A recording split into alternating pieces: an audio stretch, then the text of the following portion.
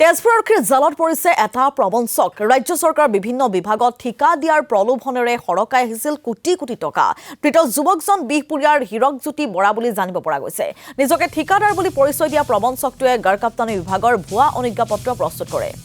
আৰু ভূমি সংৰক্ষণ গড়কাপ্তানি বিভাগত ঠিকা দিয়াৰ প্ৰলোভনেৰে 2022 পৰা 2024 চনলৈ সৰকালে 1,67,00,000 টকা তেজপুৰ ৰাজীৱ পাঠক আৰু অৰিন্দম পাঠকৰ পৰা এই ধন সৰকাই প্ৰবঞ্চকটোৱে 3 বছৰ ধৰি কোনো ঠিকা লাভ নকৰা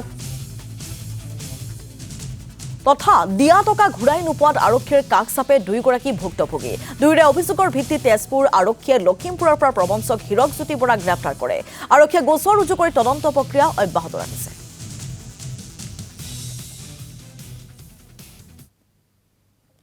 ঘটনা মানে 2022 পৰা মই তাক লগ পাইছিলোঁ তাৰ হীৰকজ্যোতি বৰা বিপুৰীয়াত ঘৰ 2022 পৰা লগ পালোঁ তাৰপিছত আমাৰ ঘৰত আহিছিল তাৰপিছত আমাৰ ঘৰত আহি পেলাই মানে সি মানে আমাক কাম দিম বুলি কৈ পেলাই তাৰপিছত 2022 পৰা 24 লৈকে সি পইচা ল'লে মানে কাম দিম বুলি ক'লে এনেকৈ 4 কৰোৰ 5 কৰোৰ টকাৰ কাম দিম একেলগে মিলি কৰিম বুলি কৈ পেলাই তাৰপিছত আপোনাৰ 1,67 লাখ লৈ গৈছিল আৰু তাৰ বিনিময়ত আমাক মানে সেই গোটেইখিনি কামৰ বিনিময়ত অল অভাৰ টোটেল 2,93 লাখ দিম বুলি ক'লে